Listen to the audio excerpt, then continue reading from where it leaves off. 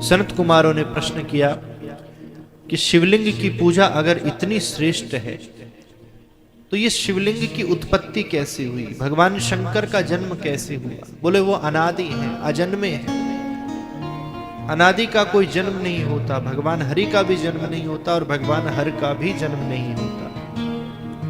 तो फिर शिवलिंग की उत्पत्ति कैसे हुई, विस्तार से बताइए। एक बार भगवान श्री हरि क्षीर सागर में विराजमान थे, मां लक्ष्मी के संग। भगवान के पार्षद भगवान के नाम का कीर्तन कर रहे थे। भगवान के जो पार्षद है ना, सेवक, वो हमेशा भगवान के नाम का कीर्तन करते हैं। भगवान शंकर के जो सेवक हैं वो हर हर महादेव, जय शिव शंकर गाते रहते हैं।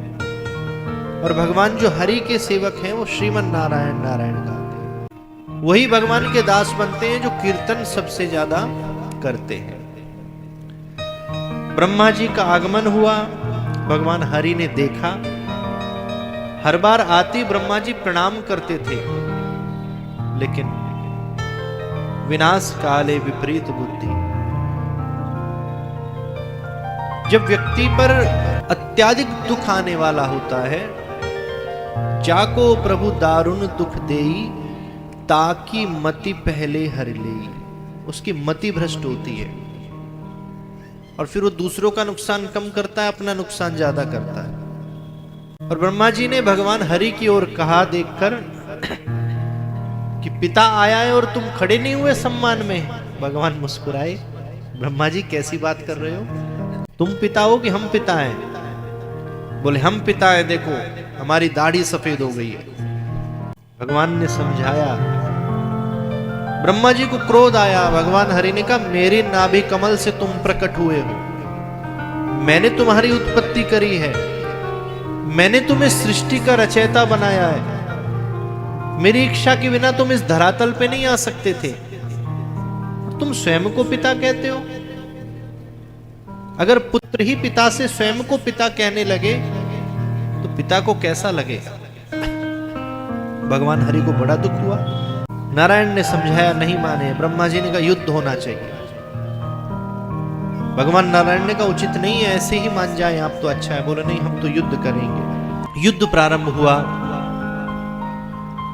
ब्रह्मा जी और भगवान नारायण में घनघोर युद्ध चल रहा है। और ये युद्ध क्यों प्रारंभ हुआ, ताकि भगवान शंकर निराकार रूप में प्रकट हो सके, और कोई कारण नहीं था। ये लीला ब्रह्मा जी ने करी ही इसलिए, ये लीला भगवान नारायण ने करी ही इसलिए ताकि भगवान शिव प्रकट हो सके। युद्ध प्रारंभ होते ही देवता भागे भागे भगवान शंकर के पास कैलाश पर पहुंचे। प्रभु प्रलय का समय आ गया, हम सब तो मर जाएंगे। हम सबके रचयिता ब्रह्मा जी और हम सबके पिता भगवान नारायण आपस में लड़ रहे हैं। और घर के बड़े जब आपस में लड़ने लगे तो क्या होता है। तो भगवान ने कहा जाकर छुड़ाओ। नारद जी से कहा तुम छुड़ाओ। तो नारद जी ने भगवान शंकर से कहा कि दो बलशाली व्यक्ति अगर लड़ रहे हो तो किसी 1.5 पसली वाले को बीच में नहीं जाना चाहिए। युद्ध शांत वही करा सकता है जो दोनों से बलशाली हो, जो दोनों को छुड़ा सके अपने बल से, दोनों को एक एक लगा सके, बैठा सके। और वो दोनों ही इतने बलशाली हैं, इसलिए हम नहीं जाएंगे बीच में। तो यहां क्यों आए हो।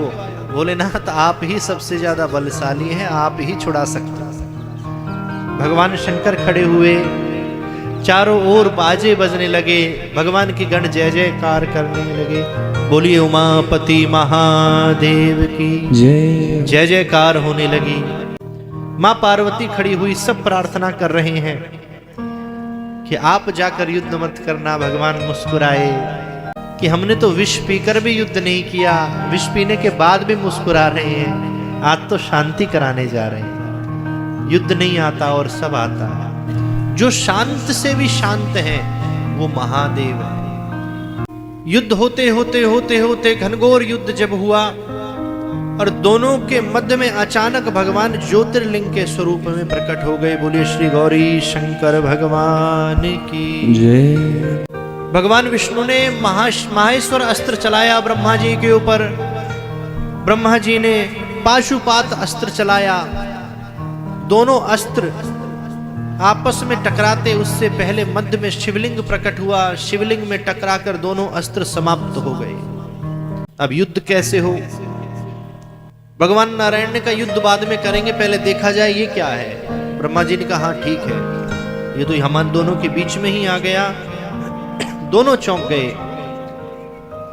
तो ब्रह्मा जी ने कहा और विष्णु जी ने कहा कि जो इस शिवलिंग का छोर प्राप्त कर लेगा वो पिता है, एक छोर से दूसरी छोर की ओर पहुंच जाएगा, और जो नहीं ढूंढ पाएगा वो पुत्र है। जो जीत गया वो स्वामी है, जो हार गया वो सेवक है। भगवान हरि ने कहा मंजूर है। भगवान ब्रह्मा जी ने हंस का अवतार लिया, हरि जी ने सूकर अवतार लिया। हरि नीचे जाने लगे, ब्रह्मा ऊपर जाने लगे। जाते जाते जाते कई युग बीत गए, लेकिन ना भगवान हरि ही शिवलिंग के अंत तक पहुंच पाए, ना भगवान ब्रह्मा ही ऊपर तक पहुंच पाए। दोनों की लीला को देखा भगवान शंकर, मुस्कुराए, देखो कैसी लीला कर रहे हैं। और मुस्कुराकर हंसी आई, थोड़ा सा सर हिलाया और सर पर केतकी का पुष्प रखा हुआ था भगवान के, वो गिरा और ब्रह्मा जी के पास आ गया। ब्रह्मा जी ने पुष्प से एक बात कही कि अभी हम भगवान हरि के पास चलेंगे और हरि पूछेंगे तुम्हें भगवान शंकर का अंत मिला, तो तुम कह देना मिल गया, और मैं भी कह दूंगा मिल गया, और उसी अंत से ही इस पुष्प को लेकर आया हूं प्रमाण के रूप में। आए विष्णु जी से फिर मिलन हुआ।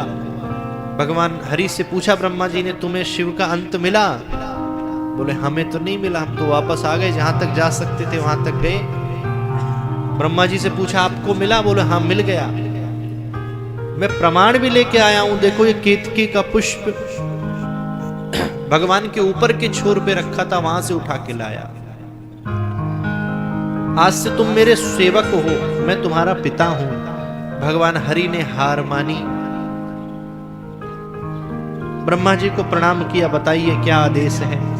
भगवान शंकर को क्रोध आया और अपने क्रोध के बल से भैरव को प्रकट किया और भैरव से कहा कि ब्रह्मा जी को पूजा कराने का बहुत शौक है, इनकी पूजा अच्छे से होनी चाहिए।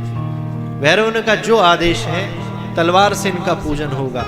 जिस मुख से झूठ बोला था उस मुख को भैरव ने अपनी एक तलवार से अलग कर दिया। हे ब्रह्मा जी, और किसी पूजन की इच्छा हो तो बताएं, वो भी किया जाए। ब्रह्मा जी का अभिमान दूर हुआ, चरणों में गिर पड़े भगवान शंकर के। केतकी के पुष्प को श्राप दिया भगवान शिव ने, आज से तुम मेरे पूजन में नहीं उपयोग में आओगे। उसने भी क्षमा मांगी कि ब्रह्मा जी के कहने से मैंने आपसे झूठ बोला, नहीं मेरा कोई ऐसा विचार नहीं था। ब्रह्मा जी को माफ किया कि यज्ञ के प्रधान देव आप रहेंगे, सिर्फ एक ही जगह पुष्कर जी में मंदिर होगा, जगह जगह यश कीर्ति तो आपकी नहीं फैलेगी, क्योंकि आपने मेरे प्रभु का अपमान किया, मेरे हरि का अपराध किया। लेकिन पुष्कर जी में आपका मंदिर होगा, लेकिन जहां भी यज्ञ होगा, जहां भी अनुष्ठान होगा, वहां सबसे प्रमुख स्थान ब्रह्मा जी आपका होगा। केतकी के पुष्प से कहा मुझे छोड़कर तुम सब देवों को प्रिय रहोगे, मैं तुम्हें स्वीकार नहीं करूंगा, तुम सबकी पूजा में शामिल रहोगे, शिवाय मेरी। और फाल्गुन कृष्ण पक्ष चतुर्दशी के दिन शिवलिंग का पहली बार पूजन हुआ। इस तिथि को जो जीव शिव पूजन करता है शिवलिंग का, उसकी संसार की सारी मनोकामनाएं जो पूर्ण होती हैं। और अरुणाचल में वह प्रकट हुए, इसलिए अरुणाचलेश्वर महादेव के रूप में भगवान विराजमान है।